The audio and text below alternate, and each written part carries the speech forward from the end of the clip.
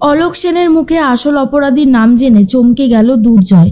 সম্পূর্ণ জানতে ভিডিওটিতে একটি লাইক করে প্রথম থেকেই দেখতে থাকো।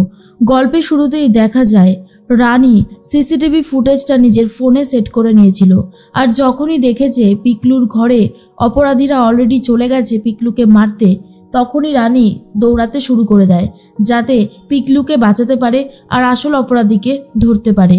এর মধ্যেই অলোক সেন গুন্ডাগুলোকে বলে, দাঁড়িয়ে আছিস কেন, তাড়াতাড়ি কাজটা কর, যে সমস্ত যন্ত্রপাতিগুলো দেখছিস সেগুলো সব নষ্ট করে দে, আর এই যে অক্সিজেন সিলিন্ডারটা খারাপ করে দে, আর দাঁড়িয়ে থেকে লাভ নেই, ঝটপট করে কাজগুলো কর। এর মধ্যেই চলে এসেছে রানী। রানী এসে বলে, আমি অনেক দিন ধরেই ভাবছিলাম যে এই টোপটা কেউ খাবে কিনা, তো দেখলাম তোমরাই খেয়েছো, এবারে আসো দেখি আমার সাথে লড়াই করো, দেখি কেমন পারো। এরপর রানী সেই গুন্ডাগুলোকে বেধড়ক মারতে থাকে, আর রানীর হাতে মারধর খেয়ে সব পড়ে যাচ্ছে নিচে। আর এর মধ্যেই পিঙ্কি বৌদি হঠাৎ করে রাতের বেলায় মাঝরাতে চিৎকার করতে থাকে, চোর চোর বলে।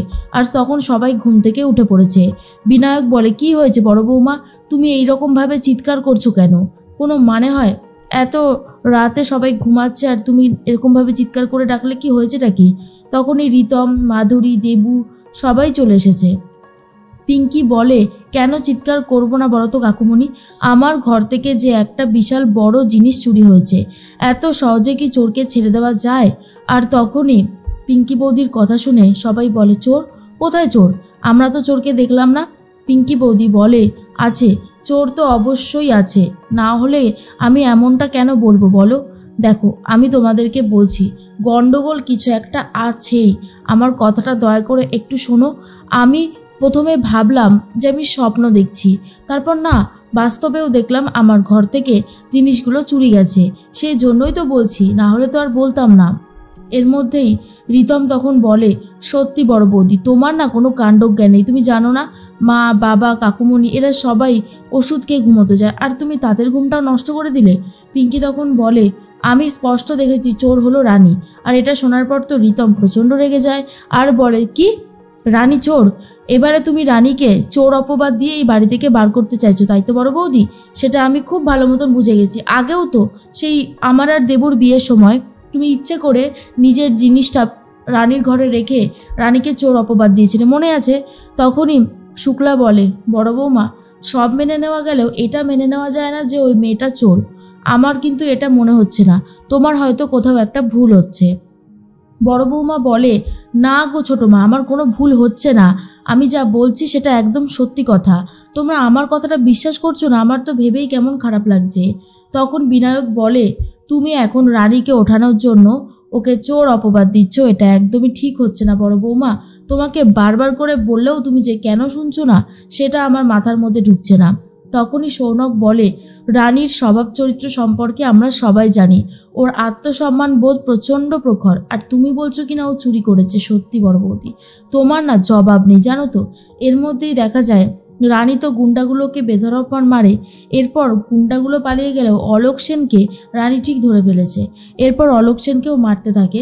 তারপর অলোক সেনকে একটা চেয়ারে বসিয়ে ভালো করে দড়ি দিয়ে হাত পা বেঁধে দেয় যাতে অলোক সেন পালিয়ে যেতে না পারে। এর মধ্যেই রানীকে তো চোর অপবাদ দেওয়া হচ্ছে। তখনই শুক্লা বলে, আমি বিশ্বাস করি না যে রানী চুরি করেছে। দেবু তখন বলে, আর তার থেকেও বড় কথা, রানী তো আজকে রাতে বাড়িই নেই, ও তো নার্সিংহোমে গেছে, আর তুমি বলছো ও চুরি করেছে, এটা হতে পারে কখনো? তখনই শুক্লা বলে, হ্যাঁ, ওই মেয়ে তো বললো ও আজকে নার্সিংহোমে যাবে, নাইট ডিউটি করবে। না না বড় বৌমা, কোথাও একটা গণ্ডগোল তোমার হয়েছে, তুমি এই সমস্ত কথা বলো না। তখন পিঙ্কি বৌদি বলে, আমার কিন্তু যথেষ্ট ডাউট হচ্ছে, সেই জন্যই আমি বলছিলাম, তোমরা আমার কথা কেউ বিশ্বাস করছো না ঠিকই, তবে আমি ঠিক প্রমাণ করে দেব। এর মধ্যেই অলোক সেনকে রানী প্রশ্ন করতে থাকে, বলো বলো কেন পিকলুদাকে আমার আর দুর্জয়ের সংসার ভাঙার জন্য পাঠিয়েছিলে? কে পাঠিয়েছে? এসবের পেছনে কে রয়েছে? কে মাস্টার মাইন্ড রয়েছে? বলো, আমি এই সমস্ত জানতে চাই। অলোক সেন তখন বলে, আমি জানি না, আমি কিচ্ছু জানি না, শুধু ভালোই ভালোই ওকে আমাদের হাতে তুলে দিন, না হলে কিন্তু আপনি শেষ হয়ে যাবেন। পিকলু তো মারা পড়বেই, ওকে কেউ বাঁচাতে পারবে না।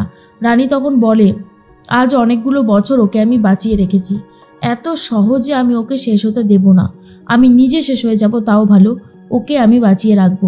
বলুন কে পাঠিয়েছে আপনাদেরকে, কেন আপনি পিকলুদাকে শেষ করতে চাইছেন? অলোক সেন বলে, কারণ আছে তাই বলেছি, আমাদের হাতে পিকলুকে তুলে দিন। রানী তখন বলে, অত সহজ না, পিকলু তাকে আমি তুলে দেব না। আপনি বলুন এসবের পিছনে কে রয়েছে, কে আমাদের সম্পর্কটা ভেঙেছে বলুন। আপনিই তো অলোক সেন, আপনাকেই তো আমি বারবার দেখেছি পিকলুদাকে টাকা দিতে, পিকলুদাকে মারতে, এমনকি আমাকেও মারতে এসেছিলেন আপনি ওই রেস্টুরেন্টে। আমি কিন্তু সবটা জানি। এরপর যখন পুলিশে ফোন করব তখন কি ভালো হবে সেটা? এর মধ্যেই অলোক সেন ভয় পেয়ে যায়। অলোক সেন ভাবতেই পারেনি যে তার নাম রানী জানে। আর অন্যদিকে পিঙ্কি বৌদিকে জিজ্ঞেস করা হয়, রানী তোমার ঘর থেকে কি চুরি করেছে বড় বৌদি, সেটা তো আগে বলো।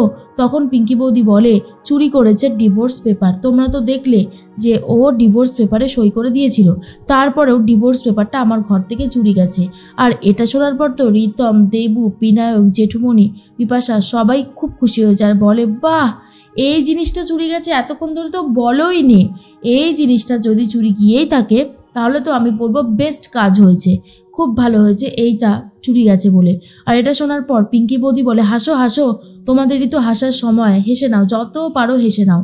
এর মধ্যেই রানী দেখা যায় অলোক সেনকে হাত পা বেঁধে রেখে দেয় আর চলে যাচ্ছে পিকলুর ঘরে, পিকলুকে দেখতে, যে পিকলুর কি অবস্থা আছে। আর তখনই রানী দেখে, এ বাবা, তালাটা তো গুন্ডাগুলো ভেঙে দিয়েছে, কি করব আমি এখন? পিকলুদাকে কিভাবে ঘরের মধ্যে রেখে যাব, কিছুই তো বুঝতে পারছি না। রানী যখন ঘর থেকে বেরোতে যায় তখনই দেখে চলে এসেছে অনিশা আর দুর্জয়। দুর্জয় আর অনিশাকে দেখার পর রানী চমকে যায়। দুর্জয় তখন বলে, এবারে রানী দেবরয়, কি বলবেন আপনি? পিকলুদার সাথে এখনো আপনার সম্পর্ক নেই? পিকলুদাকে এতগুলো বছর তুমি নিজের কাছেই রেখে দিয়েছিলে রানী, বলো, চুপ করে আছো কেন? এরপরেও কি বলবে যে তুমি পিকলুদাকে চেনো না, পিকলুদার সাথে তোমার কোনো সম্পর্ক নেই? দেখো, চুপ করে থাকলে তো হবে না, উত্তরগুলো তো দিতে হবে, তাই না? উত্তরগুলো যদি না দাও তাহলে কি করে হবে? রানী বলে, দুর্জয়, তুমি আজকে বলছো ঠিকই, কিন্তু আমার কথাটা একবার শোনো।